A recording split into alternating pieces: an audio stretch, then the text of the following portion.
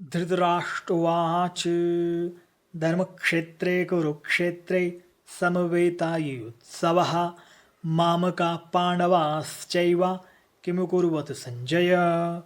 धृतराष्ट्र ने पूछा, हे संजय, धर्मक्षेत्र कुरुक्षेत्र में एकत्र युद्ध की इच्छा वाले मेरे और पांडुपुत्रों ने क्या किया।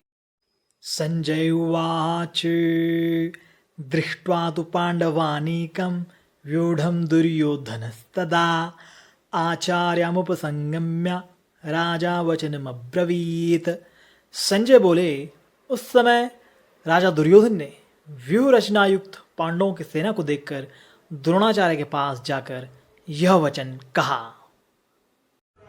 पश्यैतां पांडुपुत्राणामाचार्या महतीं चमूं व्यूढ़ां द्रुपदपुत्रेण तव शिष्येण धीमता।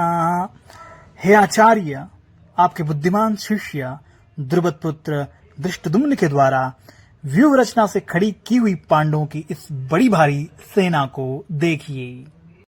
अत्र सूरा महेश्वासा भीमार्जुन समायुधि युयुधानो विराटश्च द्रुपदश्च महारथः धृष्टकेतुश्चेकितानः काशीराजश्च वीर्यवान् पुरुजित् कुन्तिभोजस्य शैब्यश्च नरपुङ्गवः युधामन्युश्च विक्रान्त उत्तमौजाश्च वीर्यवान् सौभद्रो द्रौपदेयाश्च सर्व एव महारथाः।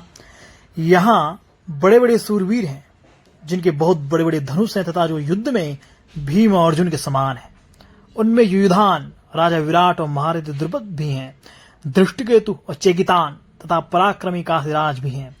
पुरुजित और कुंतीभोज ये दोनों भाई तथा मनुष्यों में श्रेष्ठ सैब्य भी हैं। पराक्रमी युधामन्यु और पराक्रमी उत्तमौजा भी हैं। सुभद्रा पुत्र अभिमन्यु और द्रौपदी के 5 पुत्र भी हैं। ये सब के सब महारथी हैं। अस्माकं तु विशिष्टायै तान्निबोध द्विजोत्तमा नायका मम सैन्यस्य सैन्यार्थं तान् ब्रवीमितै भवान् भीष्मश्च कर्णश्च कृपश्च समितिञ्जयः अस्वस्थामा विकर्णश्च सौमदत्तिस्तथैव च अन्ये च बहवः सूरा मदर्थे त्यक्तजीविताः नानाशस्त्रप्रहरणा सर्वे युद्ध विशारदाः। हे द्विजोत्तम, हमारे पक्ष में भी जो मुख्य हैं उन पर भी आप ध्यान दीजिए। आपको याद दिलाने के मेरी सेना के जो नायक हैं उनको मैं कहता हूँ। आप द्रोणाचार्य और पितामह भीष्म तथा कर्ण और संग्राम विजयी कृपाचार्य तथा वैसे ही अस्वस्थामा, विकर्ण और सोमदत्त का पुत्र भूरिश्रवा। इनके अतिरिक्त बहुत से सूरवीर हैं जिन्होंने मेरे लिए अपने जीने की इच्छा का भी त्याग कर दिया है और जो अनेक प्रकार के अस्त्र शस्त्रों को चलाने वाले हैं तथा जो सब के सब युद्ध काल में अत्यंत चतुर हैं। अपर्याप्तम तदस्माकं बलम भीष्माभिरक्षितम पर्याप्तम तदिमेतेषां बलम भीमाभिरक्षितम अयनेषु च सर्वेषु यथा भागमवस्थिताः भीष्मेवाभिरक्षन्तु भवन्तः सर्व एव हि। द्रोणाचार्य को चुप देखकर दुर्योधन के मन में विचार हुआ कि वास्तव में हमारी वह सेना पांडवों पर विजय करने में अपर्याप्त है, असमर्थ है, क्योंकि उसके संरक्षक उभय पक्षपाती भीष्म है। परंतु इन पांडवों की यह सेना हम पर विजय करने में पर्याप्त है, समर्थ है, क्योंकि इसके संरक्षक निज सेना पक्षपाती भीमसेन है। दुर्योधन बाह्य दृष्टि से अपनी सेना के महारथियों से बोला, आप सबके सब लोग सभी मोर्चों पर अपनी अपनी जगह दृढ़ता से स्थित रहते हुए निश्चित रूप से पितामह भीष्म की ही चारों ओर से रक्षा करें। तस्य संजयन हर्षम कुरुवृद्ध पितामहः सिंहनादं विनद्योच्चैः शंखं दद्मो प्रतापवान् तथा शंकाश्च भैर्यश्च पणवानक गोमुखाः सहसैवाभ्यहन्यन्त सशब्दस्तमुलोऽभवत्। उस यानी दुर्योधन के हृदय में हर्ष उत्पन्न करते हुए कौरवों में वृद्ध प्रभावशाली पितामह भीष्म ने सिंह के समान गरज कर जोर से शंख बजाया। उसके बाद शंख और भेरी यानी नगाड़े तथा ढोल, मृदंग और नरसिंगे बाजे एक साथ ही बज उठे। उनका वह शब्द बड़ा भयंकर हुआ। तथा श्वेतैर्हयैर्युक्तै महति सनन्दने स्थितौ माधव पांडवश्चैव दिव्यो शंखो प्रदद्मतुः पांचजन्यं ऋषिकेशो देवदत्तं धनञ्जयः पौंड्रम दद्दो महाशंखं भीमकर्मवृकोदरः अनंत विजयं राजा कुन्तीपुत्रो युधिष्ठिरः नकुलः सहदेवश्च सुघोषमणिपुष्पकौ। उसके बाद सफेद घोड़े से युक्त महान रथ पर बैठे हुए लक्ष्मीपति भगवान श्री कृष्ण और पांडुपुत्र अर्जुन ने भी दिव्य शंखों को बड़े जोर से बजाया। अंतर्यामी भगवान श्री कृष्ण ने पांजन नामक तथा धनंजय अर्जुन ने देवदत्त नामक शंख बजाया और भयानक कर्म करने वाले वृकोदर भीम ने पौंड नामक महाशंख बजाया। कुंती पुत्र राजा युधिष्ठिर ने अनंत विजय नामक शंख बजाया तथा नकुल और सहदेव ने सुघोष और मणिपुष्पक नामक शंख बजाए। काश्यश्च परमेश्वासः शिखण्डी च महारसः धृष्टद्युम्नो विराटश्च सात्यकिश्च पराजितः द्रुपदो द्रौपदेयाश्च सर्वशः पृथ्वीपतये सौभद्रश्च महाबाहु शंखान् दद्मुः पृथक पृथक। हे राजन, श्रेष्ठ धनुष वाले काशीराज और महारथी शिखंडी तथा धृष्टद्युम्न एवं राजा विराट, अजेय, सात्विक, राजा द्रुपद और द्रौपदी के पांचों पुत्र तथा लंबी लंबी भुजाओं वाले समुद्रपुत्र अभिमन्यु, इन सभी ने सब ओर से अलग अलग अपने अपने शंख बजाए।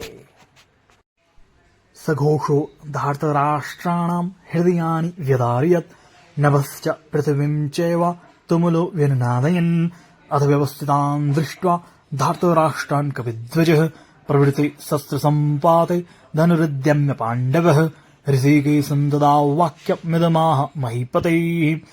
और पांडव सेना के शंखों के उस भयंकर शब्द ने आकाश और पृथ्वी को भी गुंजाते हुए अन्यायपूर्वक राज्य हड़पने वाले दुर्योधन आदि के हृदय विदीर्ण कर दिए। हे महीपते धृतराष्ट्र, अब शस्त्र चलने की तैयारी हो ही रही थी कि उस समय अन्यायपूर्वक राज्य को धारण करने वाले राजाओं और उनके साथियों को व्यवस्थित रूप से सामने खड़े हुए देखकर कपिध्वज पांडुपुत्र अर्जुन ने अपना गांडीव धनुष उठा लिया और अंतर्यामी भगवान श्री कृष्ण से यह वचन बोला। अर्जुनवाच सेनयोर्भयोर्मध्ये रथं स्थाप्यमेच्युत यावदेतानि निरीक्षेऽहं युद्धकामानवस्थितान् कैर्मया सह योद्धव्यमस्मिन् रणसमुद्यते यत्समानानवेक्षेऽहं य एतेऽत्र समागताः धार्तराष्ट्रस्य दुर्बुद्धेर्युद्धप्रियचिकीर्षवः। अर्जुन बोले, हे अच्युत, दोनों सेनाओं के मध्य में मेरे रथ को आप तब तक खड़ा कीजिए जब तक मैं युद्ध क्षेत्र में खड़े हुए इन युद्ध की इच्छा वालों को देख न लूं। किस युद्ध रूप उद्योग में मुझे किन किन के साथ युद्ध करना है। दुष्ट बुद्धि दुर्योधन का युद्ध में प्रिय करने की इच्छा वाले जो ये राजा लोग इस सेना में आए हुए हैं, युद्ध करने को उतावले हुए इन सबको मैं। संजय उवाच एवमुक्तो ऋषिकेशो गुडाकेशेन भारत सेनयोरुभयोर्मध्ये स्थापयित्वा रथोत्तमम् भीष्म द्रोणाः प्रमुक्तः सर्वेषां च महेक्षिताम् उवाच पार्थ पश्यैतान् समवेतान् कुरु नीति। संजय बोले, हे भरतवंशी राजन, निंद्रा विजयी अर्जुन के द्वारा इस तरह कहने पर अंतर्यामी भगवान श्री कृष्ण ने दोनों सेनाओं के मध्य भाग में पितामह भीष्म और आचार्य द्रोण के सामने तथा संपूर्ण राजाओं के सामने श्रेष्ठ रथ को खड़ा करके इस प्रकार कहा कि हे पार्थ, इन इकट्ठे हुए कुरुवंशियों को देख। तत्रापस्थितान् पार्थ पितॄन् पितामहान् आचार्यान् मातुलान् भ्रातॄन् पुत्रान् पौत्रान् सखिस्थितः ससुरान् सुहृदश्चैव सेनयोरुभयोरपि तान् समीक्ष्य स कौन्तेय सर्वान् बन्धूनवस्थितान् कृपया पर्याविष्टो विसिद्धन्यतमब्रवीद। इसके उपरांत अचूक लक्ष्य वाले पार्थिव शरीर को रथ बनाने वाले पार्थ ने उन दोनों सेनाओं में स्थित पिता के भाइयों को, पितामहों को, आचार्यों को, मामाओं को, भाइयों को, पुत्रों को, पौत्रों को और मित्रों को, ससुरों को और सुहृदों को देखा। इस प्रकार खड़े हुए उन संपूर्ण बंधुओं को देखकर अत्यंत करुणा से आवृत वह कुंती पुत्र अर्जुन शोक करता हुआ यह वचन बोला। अर्जुन उवाच दृष्ट्वेवं सजनं कृष्णं ययस्तुं समुपस्थितं सीदन्ति मम गात्राणि मुखं च परिसुह्यति वेपतुश्च शरीरे मे रोमहर्षस्य जायते। हे कृष्ण, युद्ध की इच्छा वाले खड़े हुए इस स्वजन समुदाय को देखकर मेरे अंग स्थिर हुए जाते हैं, मुख सूखा जाता है और मेरे शरीर में कंप तथा रोमांच हो रहा है।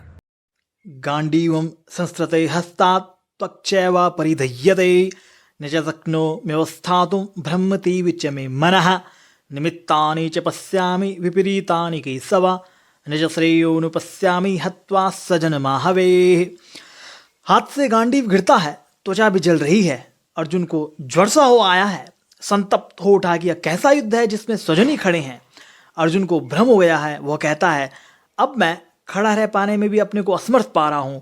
अब आगे देखने की सामर्थ्य नहीं है। हे केशव, इस युद्ध का लक्षण भी विपरीत ही देखता हूं।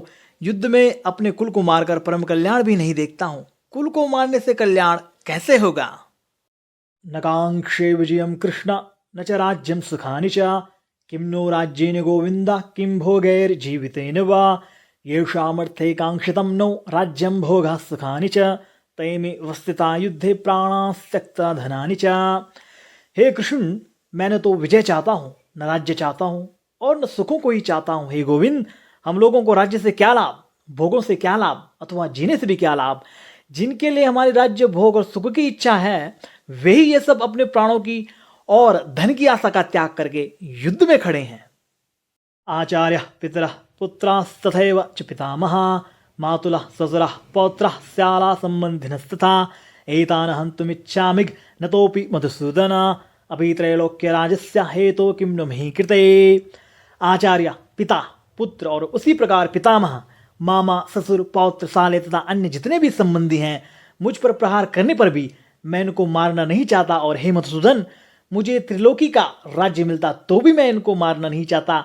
फिर पृथ्वी के लिए तो मैं इनको मारूं ही क्या?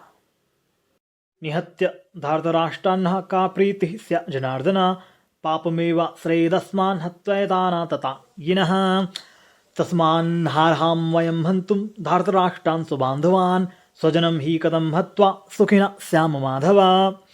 हे जनार्दन, इन धृतराष्ट्र संबंधियों को मारकर हम लोगों को क्या प्रसन्नता होगी? इन आतताइयों को मारने से तो हमें पाप ही लगेगा। इसलिए अपने बांधव इन धृतराष्ट्र संबंधियों को मारने के लिए हम योग्य नहीं हैं, क्योंकि हे माधव, अपने कुटुंबियों को मारकर हम कैसे सुखी होंगे? यद्यप्येतेन पश्यन्ति लोभोपहत चेतसः कुलक्षयकृतं दोषं मित्रदोहे च पातकं कथं न जेयमस्माभिः पापादस्मान् निवर्तितुं कुलक्षयकृतं दोषं प्रपश्यद्भिर्जनार्दन। यद्यपि लोभ के कारण जिनका विवेक विचार लुप्त हो गया हो, ऐसे दुर्योधन आदि कुल का नाश करने से होने वाले दोष को और मित्रों के साथ द्वेष करने से होने वाले पाप को नहीं देखते, तो भी हे जनार्दन, कुल का नाश करने से होने वाले दोष को ठीक ठीक जानने वाले हम लोग इस पाप से निवृत्त होने का विचार क्यों न करें? कुलक्षये प्रणश्यन्ति कुलधर्मः सनातनाः धर्मे नष्टे कुलं कृष्ण मधर्म भिवत्यत अधर्माभिभवात् कृष्ण प्रदुष्यन्ति कुलस्त्रियः स्त्रीषु दुष्टासु वार्ष्णेय जयते वर्णशंकरः। कुल का क्षय होने पर सदा से चलते आए कुलधर्म नष्ट हो जाते हैं और धर्म का नाश होने पर बचे हुए संपूर्ण कुल को अधर्म दबा लेता है। हे कृष्ण, अधर्म के अधिक बढ़ जाने से कुल की स्त्रियां दूषित हो जाती हैं और हे वार्ष्णेय, स्त्रियों के दूषित होने पर वर्णशंकर पैदा हो जाते हैं। संकरो नरकायैव कुलघ्नानां कुलस्य च पतन्ति पितरो इधेषां लुप्तपिण्डोदकक्रियाः दोषैरैतैः कुलघ्नानां वर्णशंकरकारकैः उत्साद्यन्ते जातिधर्मः कुलधर्माश्च शाश्वताः। वर्णशंकर कुलघातियों को और कुल को नरक में ले जाने वाला ही होता है। श्राद्ध और तर्पण न मिलने से इन कुलघातियों के पितर भी अपने स्थान से गिर जाते हैं। इन वर्णशंकर पैदा करने वाले दोषों से कुलघातियों के सदा से चलते आए कुलधर्म और जाति धर्म नष्ट हो जाते हैं। उत्सन् कुलधर्माणां मनुष्याणां जनार्दन नरके नियतं वासो भवतीत्य न सश्रमा अहोवत् महत्पापं कर्तुं व्यवस्थिता वयं यद्राजसकुलोभेन हन्तुं स्वजनमुद्यताः। हे जनार्दन, जिनके कुलधर्म नष्ट हो जाते हैं उन मनुष्यों का बहुत काल तक नरकों में वास होता है, ऐसा हम सुनते आए हैं। यह बड़े आश्चर्य और खेद की बात है कि हम लोग बड़ा भारी पाप करने का निश्चय कर बैठे हैं, जो कि राज्य और सुख के लोभ से अपने स्वजनों को मारने के लिए तैयार हो गए हैं। यदि मां प्रतीकारं शस्त्रं शस्त्रपाणयः धार्तराष्ट्र रणे हन्यस्तन्मे क्षेमतरं भवेत्। संजय उवाच हे मुक्तार्जुनः संख्ये रथोपस्थ उपाविशत् विसृज्य संसरं चापं सौग संविघ्नमानसः। अगर ये हाथों में शस्त्र अस्त्र लिए हुए धृतराष्ट्र के पक्षपाती लोग युद्धभूमि में सामना न करने वाले तथा शस्त्र रहित मुझे मार भी दें तो वह मेरे लिए बड़ा ही हितकारक होगा। संजय बोले, ऐसा कहकर शोकाकुल मन वाले अर्जुन बाण से धनुष का त्याग करके युद्ध भूमि में रथ के मध्य भाग में बैठ गई। ओम तत्सदिति श्रीमद्भगवद्गीतासूपनिषत्सु ब्रह्म विद्यायां योग शास्त्रे श्री कृष्णार्जुन संवादे अर्जुन विषाद योगो नाम प्रथमोऽध्यायः।